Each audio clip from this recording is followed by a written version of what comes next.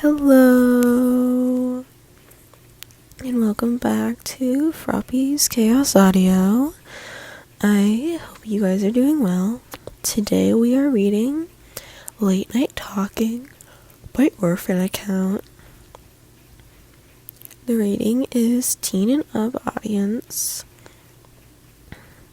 and creator chose not to use archive wordings. The fandom is Harry Potter, J.K. Rowling, and their relationship is Regulus Black, James Potter. Summary. Regulus makes the first move, and, well, James escalates it from there.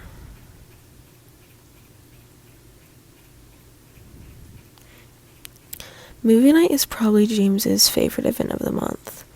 Not only is it a time where he can curl up with his friends, piles of chocolate frogs and buckets of popcorn between them, but also house unity. It's the only time all four houses can sit in the same room for an extended time without bickering. Even better, they're socializing with each other. Sirius and Remus stay tucked away in the corner of the couch, the coveted space that they all fight over. Regulus is next to them with Pandora, a blanket spread across their laps, and they take turns feeding each other sugar quills. James is sitting on the floor in front of them with Peter and Lily. Barty and Evan have created a little cocoon in the middle of the floor, not to mention all of the other students they've crammed into the Gryffindor common room. It's only 6th and 7th year, obviously. Maybe a few 5th years sneaked in. Who knows? It's perfect. However, Dorcas insisted on being the one to choose the movie that evening. And James squirmed upon realizing it was the horror movie they'd seen in the Muggle store the other day. What the fuck? Peter whispered as the girl appears on top of a wardrobe, dirty and gruesome.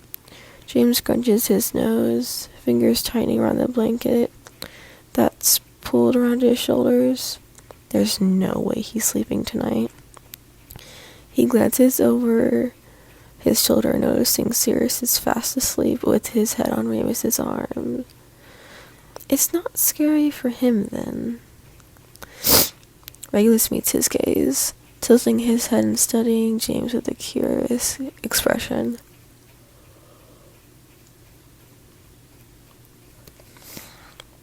He doesn't say a word, silently appreciating the younger Black.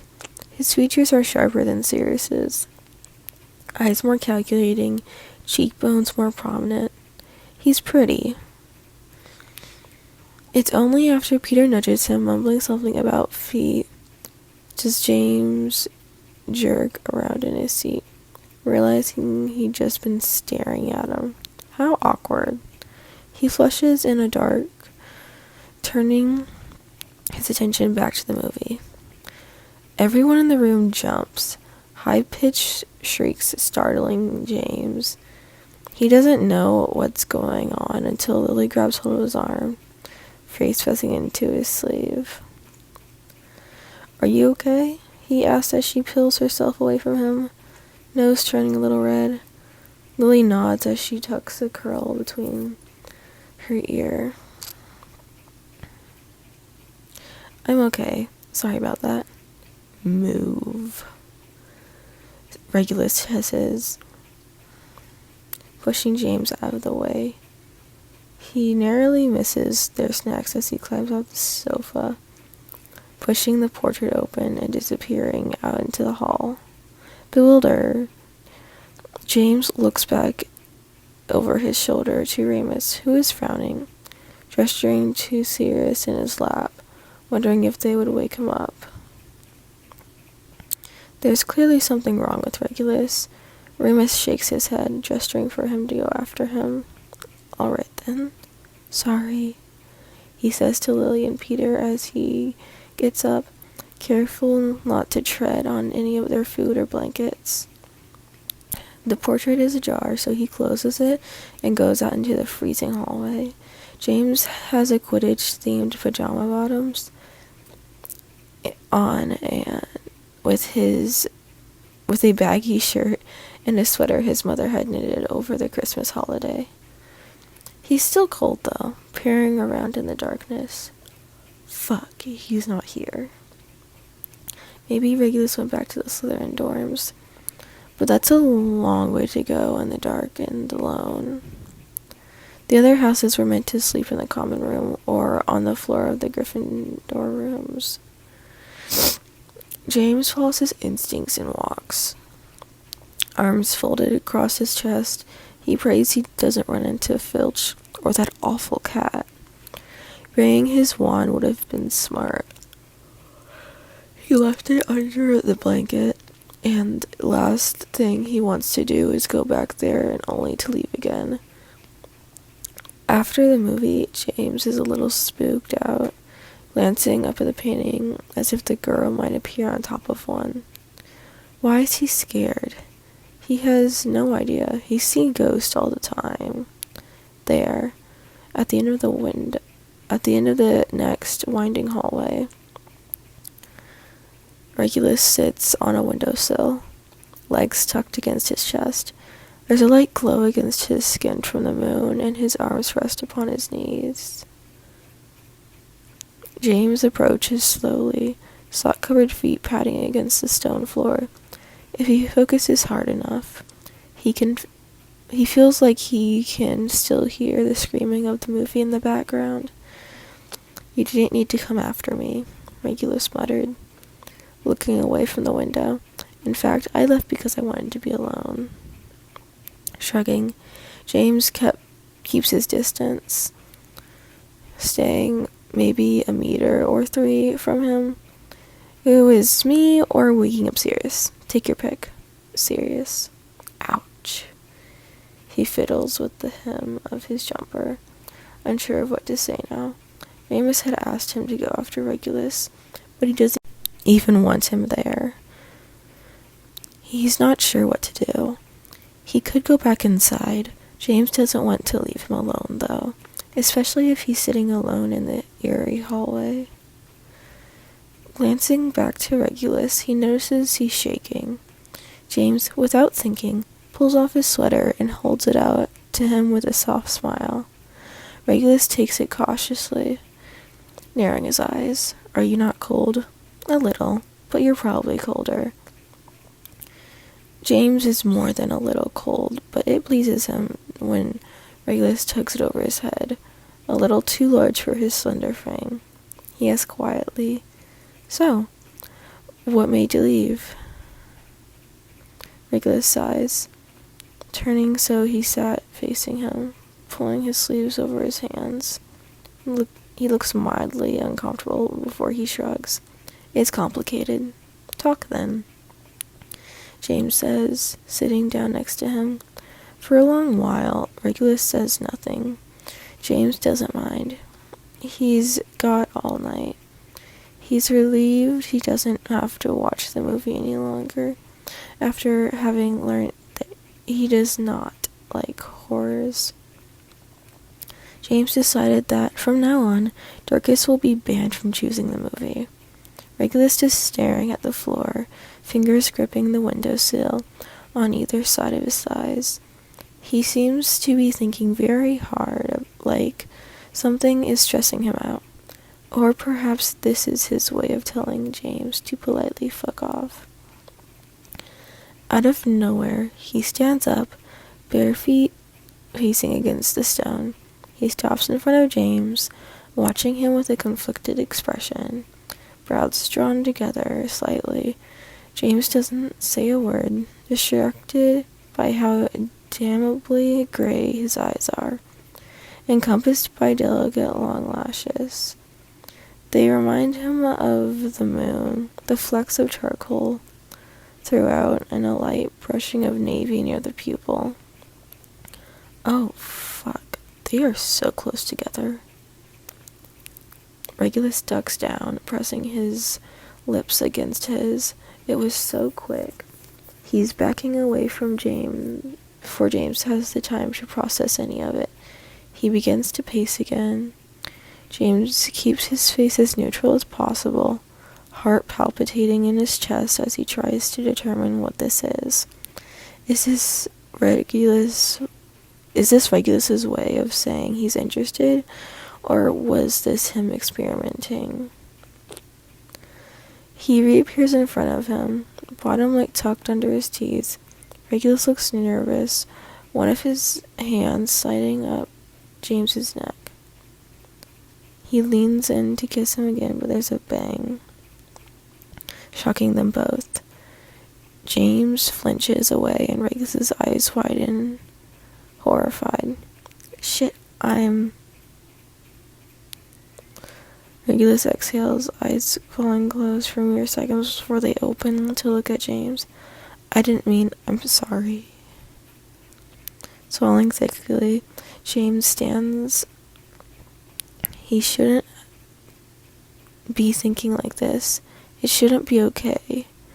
Merlin, he wants to kiss him properly. He could go back to the common room and kiss Lily Evans if he likes, yet he wants Regulus Black. The desire and realization crash into him like the tide over a sandcastle. Oh God.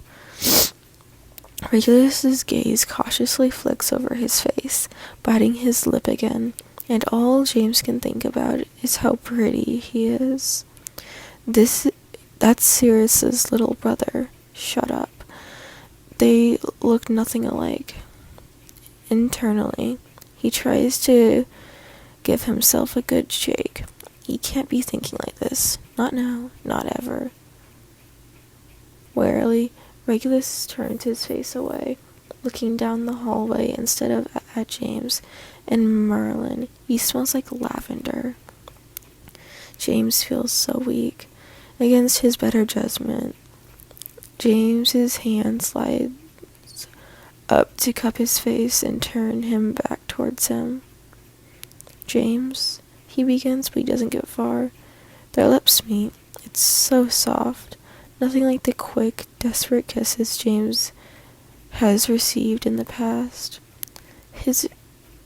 He feels Regulus's fingers curl around his wrist, hands so cold he almost jumps. His other hand grips James's pajama shirt, a small sound leaving his mouth. Oh, Merlin, this was a bloody good idea. Who needs better judgment when kissing him is so much more appealing? His tongue slides around his bottom lip. Regulus gasps against him. They stumble back, Regulus hitting the wall with a light thud, and James is quick to check he didn't hit his head. Utterly consumed, he pulls him closer, impossibly closer. Fuck. If Regulus were the ocean, James would meet his death and drown right then and there. Nothing has ever felt so good. James doesn't know how he didn't see it before, constantly being distracted by just watching Regulus. His hand slides around to cuff the back of his neck, fingers brushing the stone. As James deepens the kiss, Regulus responds so nicely, kissing back with as much enthusiasm. Pulling away, he stares at him with wide eyes, letting go of James so he can brush his hand across his lips. Good to know you're attracted to men. James laughs, surprised by his words. He doesn't know what he expected him to say. Clearly not that, he mutters. I just kissed Sirius's brother. I'm so fucked.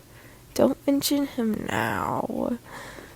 Regulus groans, shoving him away lightly. So, James beams, brushing down his pajama shirt where he'd been gripping it. Why'd you storm out then? Regulus flushes, avoiding his gaze. Maybe it was the fact that Lily Evans was clinging to you and you were letting her? Jealousy. Oh wow, James hadn't expected that either. Well, I'm not interested in Lily, you twat. He rolls his eyes, reaching out to tuck the loose curl into place. Regulus swats his hand away, trying to scowl, but the corner of his lips curl up. Is that so? Uh-huh. And if you're done with your jealousy, I think I'd like to kiss you again. That can be arranged. By the gods, this story is so good! Please remember to leave a kudos. I think I've been forgetting to say that for some of the stories. But please, leave a kudos. Also, I'm thinking of doing, like, since Lunar New Year is around the time I'm posting next week, it's like literally a day off. I was thinking of posting a Jegulus fic that is based around the Lunar New Year. So if you guys like want me to do that, well, I'm probably gonna be doing it anyways. But like, if you'd like to comment, if you want anything else read other than that, please like comment. And take care of yourselves. Eat 3 meals a day. Drink your 64 ounces of water. And remember to like, subscribe, and comment if you like to if you would like me like on what you would like me to read. Words, yeah. Well, anyways, I hope you guys have a wonderful rest of your week. Bye bye.